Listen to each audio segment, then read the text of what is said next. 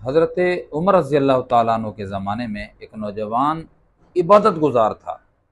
یہ بات ابن اسحاکر نے اپنے تاریخ میں ذکر کیا ہے اس کو۔ وہ فرماتے ہیں کہ یہ حضرت عمر رضی اللہ تعالیٰ عنہ کے زمانے کا عبادت گزار نوجوان ہے، ہر وقت وہ مسجد میں پڑا رہتا ہے، نوجوان آدمی تھا، غیر شادی شدہ۔ حضرت عمر رضی اللہ تعالیٰ عنہ ان کی عبادت کو دیکھ کر فخر کرتے تھے، خوش ہوتے تھے، اور بڑی قدر کی نگاہ سے اس نوجوان کو دیکھتے تھے۔ یہ نوجوان ایک باپ تھا اس کا، یہ رات کو صرف ان سے ملنے جاتا تھا اور پھر مسجد میں آ جاتا تھا۔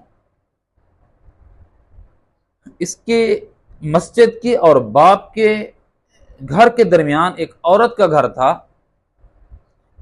وہ عورت اس نوجوان پر فرفتہ تھی، دیوانی تھی۔ اب یہ نوجوان جب اپنے باپ سے ملنے کے لیے جب جاتا تھا، وہ عورت بن سمر کر اس کے راستے میں آ کھڑی ہوتی تھی۔ ایک دفعہ اس نے اپنی زبان سے کہہ بھی دیا کہ اے نوجوان، تو دیکھتے ہی نہیں ہے مجھے، میں بن کے سور کے تیرے لیے یہاں رکتی ہوں، تیرے لیے ٹھہرتی ہوں، تیرے لیے یہاں آتی ہوں، تو ایک نگاہ اٹھا کر بھی نہیں دیکھتا۔ یہ مسلسل وہ گناہ کی دعوت دیتی رہی۔ انسان ہے، پھسل جاتا ہے انسان۔ بالآخر وہ بھی اس عورت کے شکنجے میں آ گیا، گناہ کی طرف مائل ہو گیا۔ اس عورت نے اپنے گھر بلایا کہ آپ میرا گھر ہے، ادھر آ جاؤ۔ یہ نوجوان اس عورت کی بڑی محنت کے بعد جب اس عورت کے دروازے پر پہنچا، عورت اندر چلی گئی، یہ ابھی عورت کے دروازے پر ہی تھا، اس کو اللہ یاد آ گیا، گناہ کا خیال آ گیا کہ میں کیا کر رہا ہوں، میں اپنی عبادت کو ضائع کر دوں، اپنی للہیت کو ضائع کر دوں، اپنے مجاہدے اور ریاضت کو ضائع کر دوں، میں گناہ سے اللہ کی محبت کو ختم کر دوں، میں کہاں پھنس گیا ہوں۔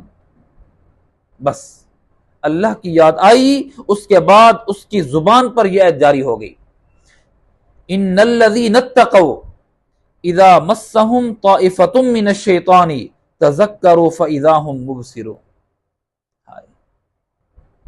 اللہ اکبر کبیرہ۔ یہ آیت پڑھ رہے، پڑھتے بلا شبہ جو لوگ تقوی رکھتے ہیں تو شیطان ان کو وسوسے میں پکڑتا ہے، شیطانی جماعت لگی ہوئی ہے، پس وہ دیکھنے لگتے ہیں۔ یہ کہتے یہ بے ہوش ہو گیا۔ اب عورت انتظار کی کہ نوجوان نہیں آیا، وہ باہر اس نے جھانک کر دیکھا تو وہ نوجوان بے ہوش پڑا۔ اس عورت نے اپنی باندی کے ذریعے سے اس نوجوان کو پکڑوا کر اس کے باپ کے دروازے کے اوپر پھینکوا دیا۔ جب صبح اٹھے، اس کے باپ نے دیکھا کہ یہ میرا بیٹا بے ہوش پڑا ہوا ہے۔ اس نے افراد کی مدد سے اس کو اپنے گھر لے گئے، اور اس کو ہوش آیا جب، تو باپ نے کہا کہ بیتا کیا تیرے اوپر بیٹا، کیوں بے ہوشی ہوئی، وجہ کیا ہے؟ تو اس نے سارا ماجرا بتایا، سارا قصہ سنایا۔ ابا میں ایک عورت کے چنگل میں پھنس گیا تھا، پھر مجھے قرآنی آیت یاد آ گئی۔ باپ نے کہا وہ آیت سناؤ، کون سی یاد آ گئی؟ اس نے پھر یہی آیت سنائی۔ جب یہ آیت سنائی وہ پھر بے ہوش ہو گیا۔ باپ نے ہلا کر دیکھا تو روح ہی نہیں تھی، وہ فوت ہو گیا تھا۔ انہوں نے غسل دیا، کفن دیا، جنازہ پڑھا مختصر افراد نے، اور دفن کر دیا۔ جب حضرت عمر رضی اللہ تعالیٰ کو معلوم ہوا کہ یہ نوجوان فوت ہو گیا ہے، آپ اگلے دن تعزیت کے لیے آئے اور فرمایا کہ مجھے کیوں نہیں بلایا؟ تو میں حضرت بس ہم نے اس کو دفن ہی کر دیا جلدی میں۔ حضرت اس کی قبر پر گئے، اور پھر وہاں پر حضرت نے جا کر خطاب کیا، فرمایا اے فلاں جوان، وَلِمَنْ خَافَ مَقَامَ رَبِّهِ جَنَّتَانِ وَلِمَنْ خَافَ مَقَامَ رَبِّهِ جَنَّتَانِ، جو اللہ کے ڈر کی وجہ سے گناہ سے باز آ گیا، اللہ کا ڈر اس کے دل کے اندر پیدا ہو گیا۔